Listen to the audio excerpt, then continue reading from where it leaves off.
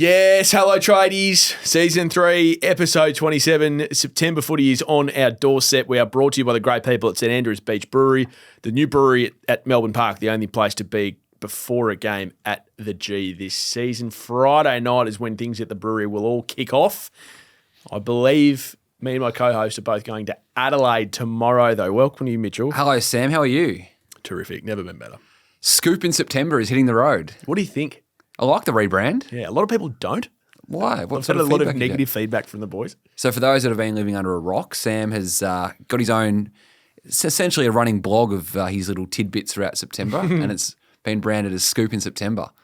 So it's got a prominent spot on the Age online, and off to a good I saw start. it ran front half of the paper today. Anyone. Yep. So just on that, the Hutchie column you wrote about more than $120,000 of Grange that he's handed over in bets of Gold Coast Suns having not made the finals in their previous 14 campaigns. Yep.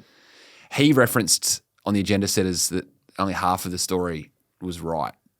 Do you wish to run back any of the story? No. Did he say which part was wrong? No. Yeah, I stand by every syllable. Yeah, my only regret is that I didn't write more. Right. How's your weekend? Good, thank you. I actually switched off ever so slightly. Oh, hang on. Mitch switching off. This is what the tradies Had a wedding in Geelong for my cousin. Did you? And another cousin there, Dom, I'm going to mention her name. She's an avid listener of the show. Well, thank you, Dom. Welcome to you. She? Yep. So Dominique. Dominique, yep. There you go. Great name, Dominique. And then, Did Kate go? Yes. Great. And then, just was around the house on Sunday. How about yourself? Yeah, it was good. It was good until about 3 o'clock Sunday afternoon. Yeah. Sunday, was it? Yeah, we played Sunday at Elswick Park. Yep. So you'd lost to Granny by 5 points. You'd beaten the team that you played earlier in the... Beat Old Trinity in the qualifying final in a tight game. Yep. And then... And they got you They got us back when it counted. They were cleaner. They were the better team. So when you lose a grand final on Sunday, how does the rest play out? Because you had to do the US Open, which is part of the reason we're not... Was it Silly Sunday or did we roll into a Mad Monday? I'm part zombie at the moment. No, we just had... Because 3 old Zabs teams played back-to-back-to-back. And so the first one lost, and then we played, and then we lost. We both lost by a goal. And then the Premier Threes won. And so the whole club of threes, about 100 boys, met at the Hawthorn Hotel Sunday night. But I was falling asleep standing up at about 7:30, so I left. Not sure what the rest of the boys did. I believe there is a Silly Saturday coming. Right. How did the team start? Because it's been put to me that you took it upon yourself on the big stage to lead the pre-game address, even though you're not formally the coach. And there was, I got a text with 2 words. I don't even know how to pronounce this. It was something like Carcharayan Carcaraeus. What does that mean? I don't watch a lot of movies. Is it? It's Latin. Carcharid and Carcarius. And what does that mean? It's Latin for the great white shark. We've gone the shark narrative. Was it Clarko that did the shark in 08? Was it? For Hawthorn? Was it the shark? Oh, I just said something like, I mean, this is going to sound stupid because we fucking lost. Clearly didn't work enough. I said something like, boys, the great white shark is one of 5 animals that has survived 2 ice ages and the dinosaurs. And it has for 3 reasons. Firstly, it's adaptive, right? It can change depending on any conditions. The second one, it survives in very low areas of oxygen, so it's good under the pump. You sure you were falling asleep at the pub and not pregame? And the third reason that the great white shark has survived so many hundreds of millions of years is that it physically can't swim backwards. It has things called ram ventilators, which are its gills, and it relies on forward-moving water passing by the gills. If it goes stationary or tries to move backwards, it literally suffocates. And the analogy there being, boys, we're not going to take a backward step today. Come on, rah-rah. No, not that at all. No, I don't buy into that rah-rah shit. It was more that everything that because we hadn't lost a game since like April or something. And then you decided, since April, how many pre-game speeches had you led? No, most. Okay. But Paul says something and I coach? say something. No, Paul's the coach. Paul Connors, for those that aren't aware, who's one of the leading player agents in the game. Yeah, it probably should have been mentioned earlier in the pod. Lee Matthews said that in 01, if it bleeds, we can kill it. Alistair Clarkson in 2008 was sharks, they have to have momentum to keep going, and if they stop, get caught, they can't because they can't go backwards. Great minds. So Clarko, mate. There we go. Clarkson, Matthews, McClure. Yep. And I just made the point that everything that had led us here didn't matter. The only thing that matters was moving forward, minute by minute, quarter by quarter. And we were in front with 3 minutes left, and then I don't really want to talk about what happened because the young man involved probably doesn't want me to talk about it, but we gave away 50 and they kicked a goal and that was it. Was it there? It was definitely 50, yeah. Yeah. Is it 25 in the VAFA or was it 50? It's 50. Yeah. And it was 50. Would you have bought real estate from that umpire? No, it was actually, I went up to the umpires afterwards because there was actually quite a good crowd there. And some of the stuff coming from over the fence was just, I'm big on this. And it was three field umpires, 2 boundaries and 2 goal umpires. And I went up to them afterwards and I was like, amazing job handling all that. I thought they umpired unbelievably well. The game was not decided by the umpiring. Yeah. The game was decided. That's gracious of you. Because Trinity were the better team. Anyway, let's get on to proper stuff. Where do you want to start? Just before we move on, just quickly, I did get a photo, which I haven't sent on. I've been a bit busy. I'll send it to Link and we can put it on the social. So the team you got done by, Old Trinity. Someone in their camp sent me a photo. Someone at the Silly Sunday or the Mad Monday was dressed as you. No. What were they So- dressed as? Actually, do I want to know? It was similar to the Cats theme last year. There's a bit of a rinse through the hair. But I really hope someone went as you then. we'll get up on socials. Okay, good stuff. There's a couple of big stories that I think are going to explode. It's going to be a big trade period. Should we start at Essendon or Carlton? I think today? we start with Merrett. It's the freshest. Okay. It's the newest name we've been dealing with. So you've just come off 7 News. We're recording Tuesday night. Yep. You've been on the US Open, so we've moved it to the later drop. Yeah, so. apologies. We'll go back to normal next week. What did you say on 7 News tonight? I said that Zack Merrett is torn on where he wants to be playing in 2026, despite a 2-year contract. Essendon is unequivocal that he will be seeing out that contract and hopefully play at the Essendon Footy Club beyond that. But my belief is that Zack is going to work through over the next couple of weeks how hard he agitates to get out of the club. And the comments he made 6 weeks ago on being all in on Essendon Yep. have softened in those 6 weeks since. Right, because that's what he said in his exit meeting. Yeah. So I wonder if Zach's saying one thing to the club, but privately doing now that's not me accusing him of anything. Yeah. Lots of people would be like that. As you and I have talked about quite a few times. If I was upset with things at 9 and on the way out, over the summer, I was like, no, everything's going okay, but I'm actually going over to my manager and geez, I'm not liking it there. Yeah. Both those things are absolutely fair and reasonable and possible. I actually spoke to someone from Essendon on the way here in the car. Yep. Zack is a winner. He's desperate to win a flag. But he hasn't been a winner at Essendon. That's And the point, isn't it? The Essendon message to Zack is just stick with us for another year or two before we get into the mode of winning a flag. But Zack's been sold that message even back when he signed this big 6-7 year contract a few years ago. Remember it was Ben Rutten was at the helm. Yep. He was doing his own due diligence on whether he wanted to stick with the club. Met with Patrick Cripps. Yeah. Yep. And he did his own work in the background before recommitting to the club. How many times have Essendon sold this message to Zack? And is that message wearing thin in his mind? So you sound like you're a little bit pro Merrett in this debate. What do you mean? No, as in like you're more understanding. You think, are you on Merrett's side that he's been sold a pup by Essendon? Over the tenure of his career, yes. Okay. But I think so last year, for example, clubs came for him and he sort of dwelled on that, from my belief, for the part of a weekend, 48, 72 hours before recommitting to Essendon. I think this is going to drag on longer and there's more impetus for clubs now to come again for Zack Merrett. The clubs don't waste their time for nothing. If they think the door is ajar, they're going to try and smash it down. So I'm going to repeat something I said, it feels like 2 or 3 months ago. I really think this is getting a little bit farcical now. Like, I think he just needs to go. You can't have the captain of your footy club for consecutive years. And to your point, this happened a while ago. But you asked me before, am I pro Merrett? He's got a contract though. So Essendon are well within their rights to hold him. Yeah, but I'm talking about both parties here. It's now reached the point for me where both parties are just better off going in their separate ways. Essendon should cash in and demand the world for him and say, Zack, you've been an unbelievable servant of this club. You're always going to be remembered as one of the all-time greats. I mean, he is, isn't he? Oh, He's probably going to go down in there. Is he already in their best 10 players of all time? he wins the BNF this year. Is that too far to say? I mean, I have to go back through the record books. I don't think it's a stretch. But it's in modern day history, it's Merrett, Hurd, Lloyd. They're the 3 that spring to mind. He's about to win his 6th Crichton medal. And how many did Hurd win? 6? 5?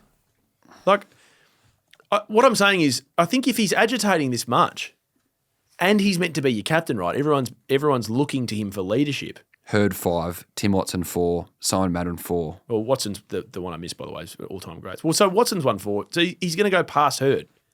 Yeah. Hurd played in a better era. I understand that. You know, Hurd was competing with others like Lloyd and... Yeah, totally get it. Although Lloydie... Lloydie Is that a sore point? didn't win one, I don't think. How did Matthew Lloyd not win one? It's one of the world's great mysteries. Kicked 100 goals in a year. Yeah, I think Hurdy won it that year, I think. Yeah, wow. He kicked 100 twice. He kicked 100 in 2000 and Dustin Fletcher won it that year. Yeah, and I reckon the other one, because he kicked 100 twice, right? I think so. Yeah, and the other one I reckon Hurd won. Yeah, 2001. Yeah. I'm pretty sure I've said, because the funny stat is Matthew Lloyd and Matthew Richardson, who have kicked 750 goals between them, have won one best and fairest between them. Who the fuck was taking best and fairest off Richo? They were awful. Yeah. No, and I mean that genuinely. Like, Richo won it in his third last season, 2007. was that the year he nearly won the Brownlow? That was 08. Cooney pipped him. Who won the Richmond best and fairest in 2008? Might have been Brett. Lids. Oh boy. Anyway, Brett sorry. Delidio. Richo gets very upset anytime I bring this It was up. Brett? Yeah. He gets. I'm sorry, Matthew. I didn't mean to reach it. I'm sorry, Brett. That's okay, Scoop. What? We should apologise to Brett. Why am I apologising to Brett? He said that he just pinched one off Richo that he didn't deserve. Matthew Richardson had a better year in 2008 than Brett Delidio did. That's not. I'm sorry, Brett, but he did. And I'm sorry, Richo. I'm sorry to everyone for bringing this up. Where were we? Zack Merrett. So I was having a quick look before. Hawthorn have Carlton's pick, but they don't have their own first round pick. Yeah. As part of the Barras deal last year. Yeah. So that right now is pick 8. They've got to find a way whether it's through offloading other players, to get another pick in and offer it to Essendon. Zack Merrett's not helping Essendon win their next flag. And it's not just about that, but this is the point now where culturally he clearly doesn't feel like he's fully invested there. That's how it looks like from the outside. And Brad Scott's big on investment, as most senior coaches are. So I think they need to start life without him. The other thing with Merrett is, so last year Stringer goes, right, and Stringer's one of his best mates. They were trying to offload Laverde, who's his other best mate. Yeah. And they couldn't. So he stays in the last year. Laverde, by the way, had a pretty bloody good year, considering he had to play almost key back the entire year. Number one, and he's not a number one key back. No, he's at number 3. Yeah. And he started off as a forward, didn't he? Yep. Early days. Yeah, I think he was drafted as a forward from memory. Anyway, I digress. He's out of contract and Talking to the Giants. and probably going to the Giants. Yeah. You've got Parrish that's looking elsewhere, Langford's looking elsewhere, and they're trying to offload Sardis and Hobbs. Did you mention Ridley? And sorry, Ridley. I knew that there was a 7th. So what's the situation with Ridley? Well, Hobbs is out of contract and no guarantee to get one. Yeah, first round pick. Sardis has a contract, but he's round looking pick. around whether someone bites him off Well, I think North will. for Sardis. Yep, I think Okay. North are in for Sardis. What's the That's situation fresh. with... It's just you just dropped that. No one's reported that I've heard. Well, it's not the biggest name of all time. No, but every name's a name in trade period. No, not every name's a name. Some I'm name... about to learn that every name is a In the name. words of Mick Malthouse, some people are more equal than others. What's the situation with Ridley? Clubs have been getting calls from his management asking, would you take on Jordan? So he's being shopped around. Yeah, but So is there a fire sale happening at Essendon? no fire sale because that's what happened with Collingwood when they led it. Essendon is digging in the heels on Jordan Ridley. They're not trying to offload Parrish as far as I know. So it's not a fire sale, but it's like a garage sale that they weren't meant to have. Depends if So the door's open and depends if Essendon roll up the roller door for everyone waiting at the front. Feels like the roller door's rolled up. That's what it feels like. But why though? Because who are they engaging with on any of those? They're not engaging anyone on Ridley that I'm aware of, or Merrett at this point. I think the time has come that they part ways with Zack. I really do. And I mean that for Zack as well. I think Zack deserves to spend the last 3 or 4 years of his career trying to win a flag. And I think Essendon deserve to cash in for him. Yep. It's a win-win for me. I know that's going to upset a lot of Essendon people. Well, you said similar 8 to 10 weeks ago. Yeah. Is Hawthorn the club? So they were all in for Harley Reid. They've missed him. He's decided to stick out with the Eagles for another 2 years beyond his draft contract. He'd be unbelievable at Hawthorn. Imagine him at the Hawks. Yeah. They'd almost become equal premiership favourites. Warple's most likely leaving. Yep, he will play for Geelong next year. Newcomb, Day. Newcomb just re-signed for 6 more. Yep. Newcomb, Day, Nash Yep, Day needs to get fit. with a bit of Merrett rolling through there. Pretty good. It's the A grader they need. Yep. Anyone else? And they've made no secret of the need for an A-grade mid. Anything else to add on Essendon before we move on? Well, Draper. Oh, yes. So Sorry, so that's 8. I forgot Trader. How am I Essendon going? is resigned to losing him, even though it hasn't happened yet. Yeah, what's going on with this situation? Why don't we know yet? Well, Why is he stringing the Bombers along? is that a pun after Jake Stringer? I certainly didn't mean for it to be. So the two clubs that are in for him are both in the finals. It seems like a cop-out excuse. Oscar Allen's told everyone's going to Brisbane. Yeah. Oscar Allen, like Zack, like Sam Draper, had an extended period injured at the time before he had to formally tell the club. He's gone to his exit meeting and not told the club. That's the only reason I can think as to why he hasn't made a call yet. He's had enough time to think about it now. Is there anything else that could be at play here? No, but I mean, we have just riddled off 8 names. 8 names that, Where's for all Parrish? intents and purposes, should be in their best team. Where's Parrish coming from? Well,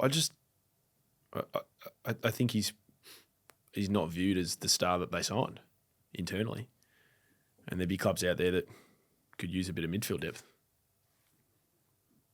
Yep. Couldn't they? He's heading overseas in the next couple of weeks to go get his calf treatment. Geelong boy, isn't he?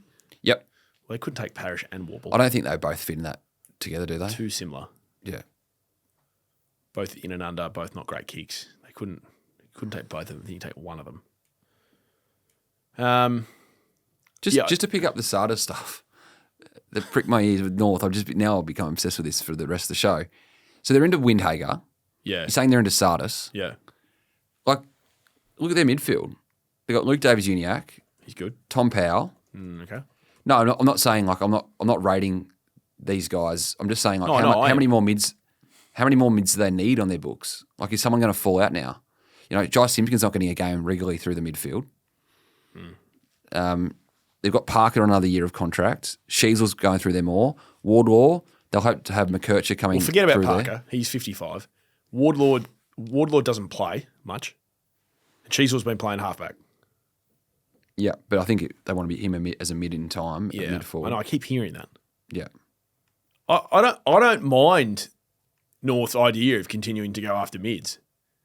I mean, Luke Beveridge in 2016 won a flag with the Western Bulldogs with 9 midfielders essentially. yeah. Sardis not going to cost you much. No, nothing. And who's the other one? We said Windhager. Windhager might, but I think is he thinking about staying now? He's thinking about staying. Yeah, They've upped the offer from 2 to 4 years. yeah. Yeah. I like Windhager. Is your phone ringing? No, it's just buzzing. But It's a popular man, Mitch. Are we done with Essendon? They make me sad. Can we move on? yeah, Speaking of sadness, let's talk about the Blues. yeah. I feel like I'm waking up from a constant nightmare with Carlton. Is it hitting anyone else?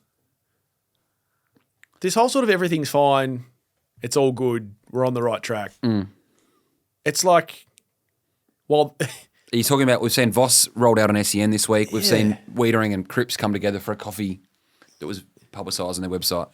yeah, it's like people having this like really nice lunch on the beach and there's like a volcano exploding in the background. It's really weird. I can't That's getting already made up for an Instagram tile. Great quote. I can't get my head around it. I really can't. So last year, you were really big on Melbourne blowing it up Yeah. and trading Petrarca and or Oliver. Well, yeah, because both of them. So is it time for Carlton to do the same? Well, you've led me into this perfectly. We have not had a production meeting beforehand. By No, the we way. never do. You know my feelings on Charlie Curnow. Like, I think he's an absolute superstar. I wouldn't trade him for anything. Right? You wouldn't? No. If I was running the club, I wouldn't trade Curnow for anything. Yep. But this has been my fear all along. And I said this when I was in Belfast and I went off on I had a meltdown about Silvani. Did you speak to Rory McIlroy in the end? It's It's been noted from people in the industry that you've been constantly asking about that. And I've constantly haven't got an answer. And it's been noted to me that it's quite nasty and it's getting nastier. I never got the interview with McElroy. Oh, there we go. That's all I needed. If you had answered originally. Well done on pressing me for that. I said when I went on the rant about Silvani, I was like, why isn't anyone upset about this? My point about Carlton all year and about the apathy and the embracing of mediocrity has been that eventually you get to a point where this whole we're stable, players turn around and go, well, what the fuck? Are we trying to be good or are we not? Are we just saying that we're good? And this insidious, parasitic mediocrity has spread through this joint like a cancer. And I don't know. I'm not sure how they're going to get rid of it. So what would you have wanted to see? Them sack Voss? Then, Mitch, there needed to be more public identification and acceptance that we are not going well and we need to turn things around very quickly. Anyway, I want to concentrate. I want to use Charlie Curnow as the Trojan horse into this. I've got a take on this too, which relates to Michael Voss. I know he had surgeries and I know he didn't have the best preseason. I accept all of that. But if you watch Carlton as closely as I have, he hasn't really been playing good footy for a good 18 months now. And it was ever since that Giants game when he hurt his foot in the pregame. I was there. That was my birthday. I was right there, right in front of me. And so Curnow has clearly got to a point where it's like, well, I don't really see what the direction is. I don't have a great relationship with the coach. Yeah. I don't feel like I'm getting the best out of my footy. Anytime I'm getting dominated by a key defender, I'm just left to rot there. They don't put me on the wing. They don't throw me around and use my athleticism. I kind of want to play in flags. Also, sidebar, I don't really love living in Melbourne. Everyone recognises me. I kind of like just going to the beach and surf. But that wasn't Sydney an issue. or Gold Coast sounds pretty good. That wasn't an issue when he signed his big contract.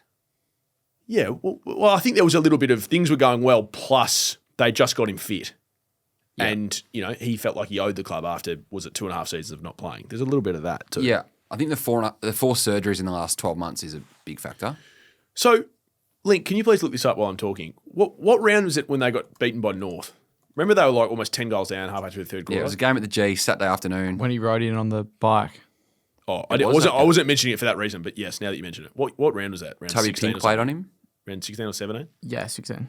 I'm pretty sure he was goalless against Toby Pink. Yep. Anyway, they were something like 50 points down at one stage. I'm not exaggerating that. I think they ended up losing by 11 or something. They kicked 7 or 8 goals. 6 of the last 7 goals. Yeah. Anyway, the Monday morning review, the players walked in and they were all thinking, shit, we're going to get, Vossi's going to tear paint off the walls here. And the majority of the review and the vision were things that Carlton were doing well. Really? And it was, look, we just need to keep concentrating on the positives and it will turn. I think clearly this playing group needed a fire starter. They needed a circuit breaker and it never came. And so I'm not sitting here saying this is all on Michael Voss, and I'm not sitting here saying that sacking him alone would have fixed everything. Please don't misconstrue what I'm saying. What I'm saying is my view is the club has taken the larger risk by throwing their support behind the coach and essentially saying to the playing group, well, if we have to blow it up, we'll blow it up. You lose TDK, who's one of the most loved players in the locker room. You lose Silvani, who's their most competitive. And now you've got to a situation where, and I'm getting a lot of this from your reporting, Charlie Curnow and his management are so adamant, are so desperate to get out of the joint that they're trying to do deals away from Carlton to then take it back to the club. Mitch, this isn't good. So whether he stays or whether he goes now, that footy club has a significant problem going into next year. At a time where their coach will be under the most pressure he ever has been. But is Charlie the sort of guy that's going to walk in and be demonstrative? Is he going to be... I can't answer that. I don't think he is. So if he's held to this 4-year contract, I don't think day one of preseason next year it's going to be awkward. It will be awkward, but not unsalvageable. It might not be awkward, but Charlie does strike me as the guy that you want to keep happy. Yeah, I think your players before you got 4 months from the time they walk back in November to get him in the right mindset. I don't think Charlie's going to be a kicker and screamer if he's held to his contract. Anyway, so it's all led me to this, right? They've got 3 options. Option A, hold him to his contract, say absolutely under no circumstances, bring him back next year, and you run the gauntlet that Melbourne did with Oliver and Petrarca. Let's really hope we bounce back. Let's really hope we stay fit. Walsh comes back. Cripps has another good year. Jagger Smith ends up being the player we all thought he would. Curnow kicks 80 goals. Mackay stays mentally fit. All goes well. We finish 5th. That's option A. Option B is you trade him, De Koning's leaving, you trade Silvani, you get the best possible hand in a draft, and you do a mini reset on the run. And you hope that you get somewhere near the finals and the fans don't all completely fall off. That's option B. I like option C. Option C is you don't want to be here, fine. We'll facilitate, but only to the point where we get way overs for you. You go to Sydney, you say, we'll take Papley, we'll take Haywood, we'll take your first pick, which is pick 9, and you take the pick that you get for De Koning, and you offer those 2 first picks for Port, 2 top 10 picks, they give us Butters. And you turn Curnow and De Koning into Papley and Butters. And you say, we are going to drastically change the way that we play. We're not going to rely on 2 big boys anymore. Harry, we just want you to compete, hopefully kick 50 goals. And we hope Motlop comes on under Papley. We hope Papley ends up being the fire starter, and we have the most unbeatable midfield in the competition with Cripps, Walsh and Butters. The only part of that, I don't think Port do that deal this year. 2 top 10 picks. Correct. In this year's draft, when he's a restricted free agent next year and you can match a bid next year because Port will have the cap room to do it. You have to have a whole year of a guy that doesn't want to be there. But he's the vice captain. I don't think he's going to... I don't think Zach Butters' form next year will suffer. I don't like taking blokes into years where they don't want to be there. In saying that, Chris Davies walking out to Carlton... Hurts the Butters. You got no Ken, you got Chris. And helps Carlton. Yeah. Davies' very good relationship with Butters. Yes. That's what I would try to do. Option C. Yep. You say to your supporters, look, we fucked up. We didn't have the year that we wanted to have. We're losing some guys that we never thought we'd have to trade or lose to free agency. Hand up. That's on us. But as soon as they're out the door, they're out the door. No one's bigger than the club. We are going to use this and we're going to flip it on its head and we're going to play a different brand of footy under Michael Voss. Chris Davies is going to come in and give him all the support. We're going to get this new whiz-bang assistant coach, whoever it is, James Kelly or Corey Enright, whoever it is, and we're going to go smaller up forward. We're going to add depth to our midfield and run, and we're going to play a different brand of footy. My biggest takeaway on Carlton right now is we are going to learn a lot about what this club thinks about its relationship with the coach, Michael Voss, on what it does with Charlie Curnow. So unless they can get a Butters or a Goulden or a Heaney, how is Michael Voss going into the last year of his contract next year, which they've publicly stated they've backed him into 2026. Into. Nothing beyond that. This is the Melbourne decision with Simon Goodwin. It was either we turf him now or we have to extend him for 2 years, and they wanted to turf him. Michael Voss is in limbo. They're half pregnant with Michael Voss right now. Right. If De Koning goes, Silvani goes, and Curnow goes, and they only get draft picks or B graders, how is that helping Michael Voss coach for his future? Can we talk about something that's a little bit taboo? And that is, and you would have heard this stuff as much as I have. There are 2 different stories coming out of Carlton about the relationship between Curnow and Voss. The coach's perspective seems to be that he doesn't work that hard and he's a bit lazy. Now, again, it's taboo, so I don't know if this is uncomfortable for anyone, fast forward to the next couple of minutes. The Curnow camp would probably say, well, he just doesn't coach him the way that he needs to be coached, and he's too black and white with Charlie. And Charlie just needs to be cuddled and loved and basically send you on your way and just play like Lance Franklin used to play. They're the 2 different things. Now, but Charlie kicked 60 or 70 goals only a year ago. Yeah. I'm just saying the deterioration of the relationship. And so it did have me posing the question to myself, who is responsible for attitudinal stuff at a footy club? Because it can't all be on Michael Voss, right? It just can't be. It's got to be bigger than that. But Mitchell, as it so often does, it reminded me of a movie. And I think this one you would have seen. It's called Remember the Titans. I have. Wow, we found one. Link, hit the button. I'm Gary. You're Julius. Let's get some particulars and just get this over with, all right? Particulars. Yeah. No matter what I tell you, you ain't gonna never know nothing about Hey, me. listen. I ain't running any more of these 3-a-days, okay? Well, what I got to say you really don't want to hear, because honesty ain't too high up on your people priority list, right? Honesty? You want honesty? All right, honestly, I think you're nothing. Nothing but a pure waste of God-given talent. You don't listen to nobody, man. Not even Doc or Boone. Shiver push on the line every time, man. You blow right past them. Push them, pull them, do something. You can't run over everybody in this league. And every time you do, you leave one of your teammates hanging out to dry. Me in particular. Why should I give a hoot about you? Huh? Or anybody else out there?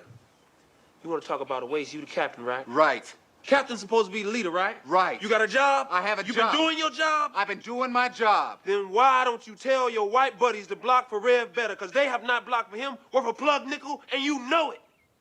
Nobody plays, yourself included. I'm supposed to wear myself out for the team? What team? No. What I'm going to do is I'm going to look out for myself, and I'm going to get mine. See, man, that's the worst attitude I ever heard. Attitude reflect leadership, Captain. I get shivers. I get tingles. I want to go run through a brick wall. It's better than car carrier and car carriers. What did you roll with that? Should have. Attitude reflect leadership, Captain. It's just, there's a bit of Charlie Curnow, Michael Voss in that, I reckon. There's a bit of finger pointing. Who's responsible for what? And it does get me thinking, obviously you and I have never been inside the four walls of a professional sporting organisation. But I'm just wondering how honest some of those conversations are. Because you can't tell me that Michael Voss and Charlie Curnow can't come together and make music and make things work and turn things around to the way that they were. Why does this guy need to leave?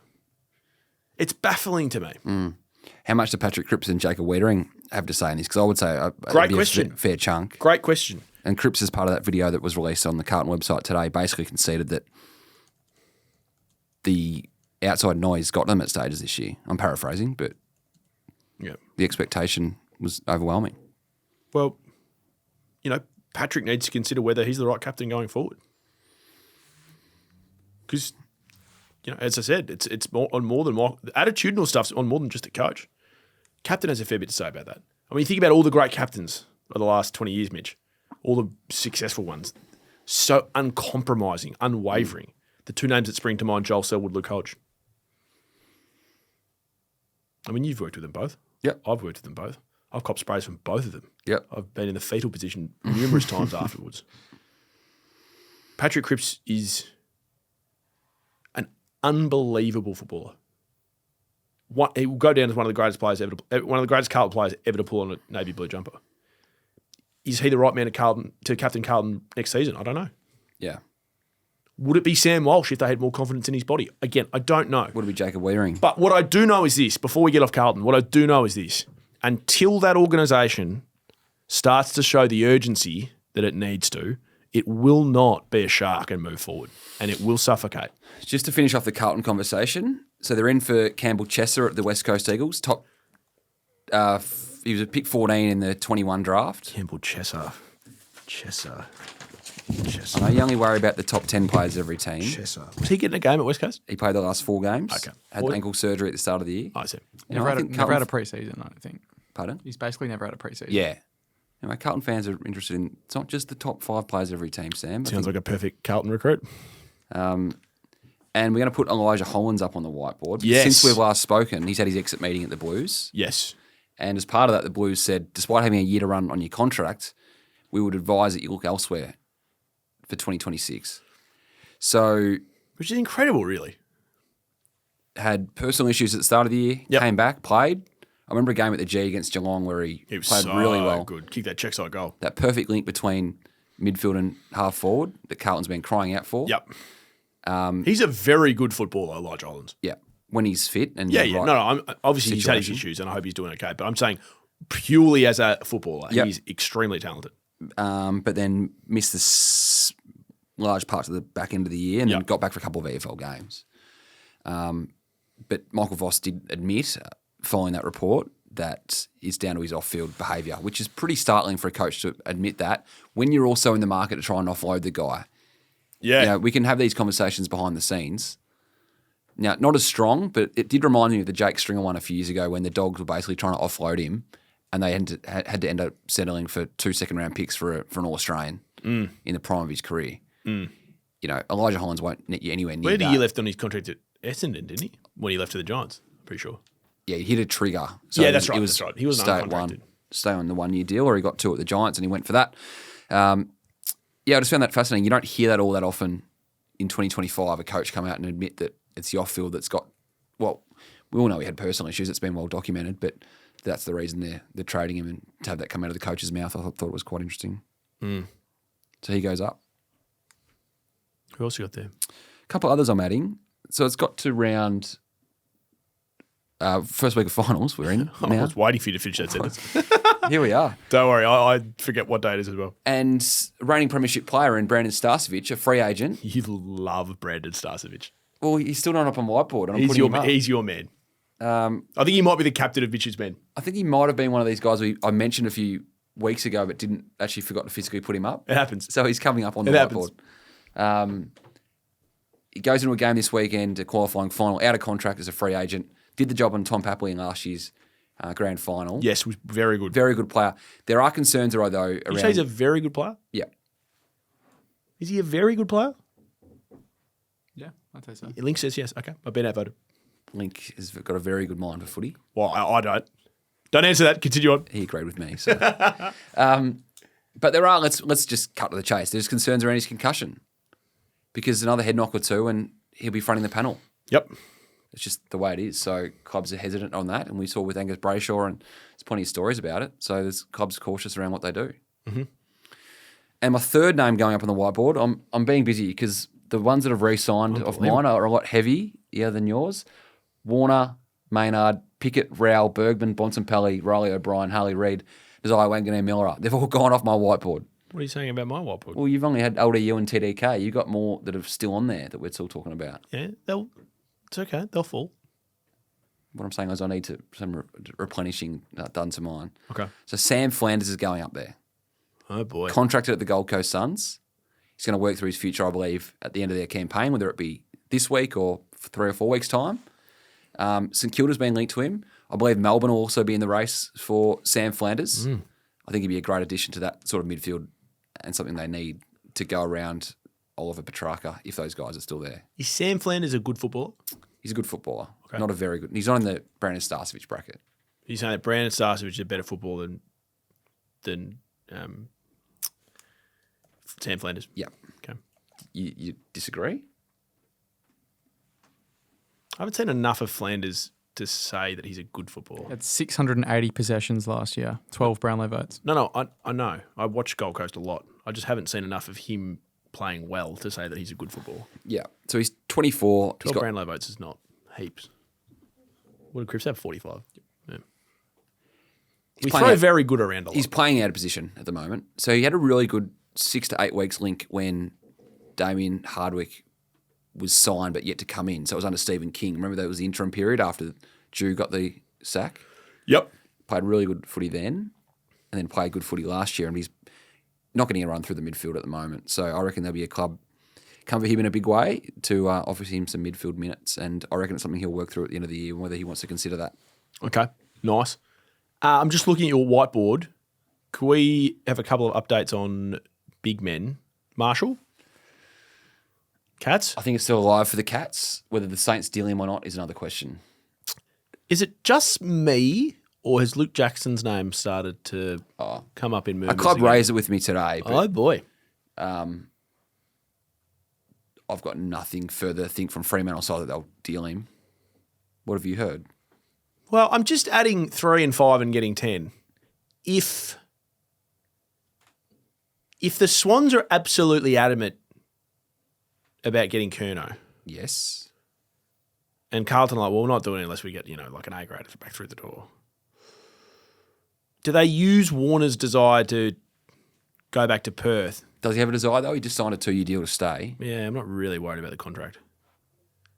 I'm just The thought. I'm thinking out loud here. Yeah. I'm thinking out loud. Do you push Warner towards the west and then see if Jackson still wants to come back to Melbourne and see if you find a club for him? I don't know.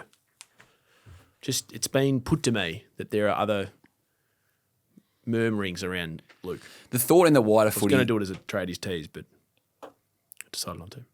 The thought in the wider footy community would be that Warner will end his career back in WA. Well, then ship him now. But you could say the same about Miles Bergman in Victoria, but he keeps signing on at Port. I hate this stuff. If you think he's going to end his career somewhere else, you're either in or you're out. But he just signed a 2-year deal at Yeah, Sydney. I know, but I don't like. That this hasn't even long- started. The contract hasn't even started yet. There was someone Speaking else. of the tradies tees, Yes. last week you alluded to a player who is on the verge of a call-up for the finals. And we've since learned, well, it's my belief that Mason Cox, we're speaking Tuesday night, teams come out in less than 24 hours, but It's your belief. that Mason Cox will play this Oh week. boy. Two sources are unable to speak unable to speak publicly due to the confidential than nature two. of. Okay. More than 2. I'm Was Mason Cox your tradies tees last week? unable to comment on that. Take that as a yes. I'd like to use my Fifth Amendment right at this time. I think they like, this is air raid areas link, but I think they like when Howe's out of the side, a bit more cover for Darcy Cameron to roll back to chop out the defence. So Mason will do a bit of ruck work in the front half. All right, I can't contain myself. I'm going to have to get going to this. It is astronomical to me. I feel like I'm living in a glass cage of emotion. How have Collingwood not been playing Mason Cox this whole time? Because they brought I Membry. reckon he's potentially their second most important player, and he's been playing in the twos. It's Are we doing this again? It's You said- unbelievable, You said Jack Silvani was Carlton's most important player. and he's leaving. They That was made correct. They made the finals last year without him. No, they made the finals. They limped in and got absolutely humiliated by made the Brisbane. finals. They shouldn't have made the finals. Cox is going to play against Adelaide, and he's going to be the difference. I'm telling you right now. I'm just telling you. Get your crystal balls out. Just watch. Watch what happens on Thursday night. I feel like I don't understand the whole. There's this intrinsic Australian jealousy attached to it. I don't know why. there's not. Yeah, there is. There is. If Mason Cox was Australian, he'd be playing. He's a point of difference though, because I meant born in Australia. we're talking like real heavy final series stuff here, but Yeah, we've gone full air raid. By the way, Leek, I remembered my air raid. I came in here tonight and I had a really good air raid and I'd forgotten it because I didn't write it down. Did you write it down? I wrote it down. Look, I wrote it. It's here. Keane and Worrell, My man Keen. yep. We saw that needed nuts and bolts at him, by the way. Yeah. I need to talk to him first. It's a different look. Is that why you're going to Adelaide to speak to Mark again? We might catch up. It's a different look for those defenders to have to deal with Mason Cox as to what they got last Well, are they time. going to play McStay back? Or are they going to drop McStay? I don't know that. I think he's Interesting, more the leak coming out of Collingwood today was, McStay's a bit sore. shoulder. Yeah. Amazing timing. Yeah. Footy clubs must think we're silly. Anyway. Speaking of that, actually, Okay. I chased a story today. Reece Stanley and a hamstring concern. Still haven't got a straight answer on that. So I think there's a bit of doubt about Reece for Friday night. Oh, boy. Usually when you don't hear back from a club about something like that, it's usually right. Yeah. And you do have sort of the keys to the town down there. You are Mr. Geelong. Go down there on the weekend, yeah. Anyone else on the whiteboard? Nothing Oh, more can I from talk me. about Silvani and St Kilda? This whole thing has just been hilarious to me, right? So for weeks, clubs have been talking about keep an eye on the Saints. You do the work. Oh, no, it's just dogs and pies, dogs and pies, dogs and pies. Keep an eye on the Saints. No, it's just dogs and pies. Now, all of a sudden, the Saints are in, and now it's, oh, no, this is being led by Ross Lyon and Gubby Allan. You know, Sauce has sat out of the conversation. He's had nothing to do with it. You can't tell me that Sauce has had nothing to do with this. Like, how do people, you talk about clubs think we're stupid. How do people driving the narrative on this one think that this has got nothing to do with, or in part with Sauce? Without knowing the facts, I agree on the premise that it would be difficult to understand how a club could go after a player without the list manager knowing too much about it. It would, adding to that, furthermore, it would be more difficult to understand that to be true, given that the two are father and son. That is bingo. But again, I don't know all the facts.